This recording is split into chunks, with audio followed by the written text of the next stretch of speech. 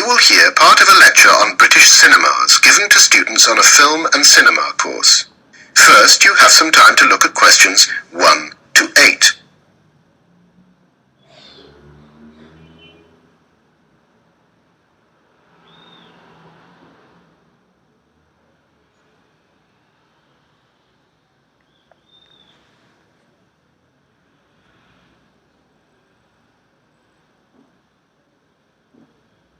Now we shall begin. You should answer the questions as you listen because you will not hear the recording a second time. Listen carefully to the lecture and answer questions 1 to 8. Good morning and welcome to my third lecture on the history of British cinema. In previous lectures we looked at the differences between British and American films and at the origins of the British film industry. Today we're going to examine British cinemas and audience figures. Those of us who grew up in the 60s and 70s got used to hearing about the decline or even the death of British cinema. Audiences shrank and cinemas closed, reaching an all-time low in 1984 when the total number of seats sold was only 54 million. So it's somewhat surprising to note the revival which the cinema has been undergoing in recent years.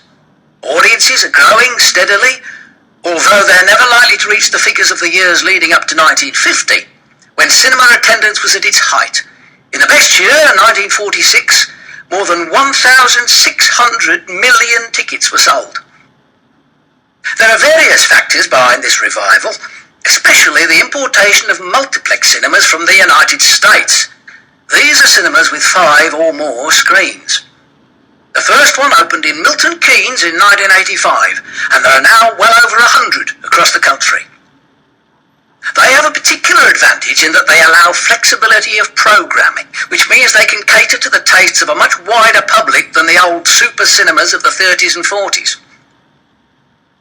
In the 60s and 70s, many people stopped going to the cinema, not just because of the competition from television, but also because of the decline in public transport, the difficulty of driving into city centres in the evening, and fear of crime in city centres.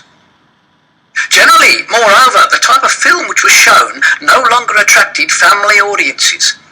Many featured explicit sex and violence, and were primarily designed to appeal to young adults, particularly males and particularly lower middle class, the type of people who are still prepared to make the effort to get to the cinema. The multiplex cinema of the 1990s, with its multiple screens, has changed that, because it allows cinemas to show an enormous variety of films that appeal to a far wider cross-section of the population. Furthermore, multiplex cinemas were constructed outside city areas, very often in shopping complexes with free parking and improved security. This reason for their success is similar to that of the super cinemas of the 1930s and 40s, which were located on bus routes to make it easy for the public to get to them. Another factor which partly accounts for the cinema's recent success has been the re-emergence of a cinema-going habit, which was common in the 30s and 40s, but which later disappeared.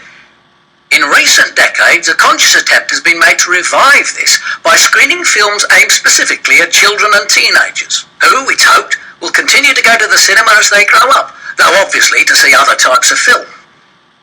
In the 90s, multiplexes also began to offer a whole range of leisure facilities. That is the end. You now have half a minute to check your answers.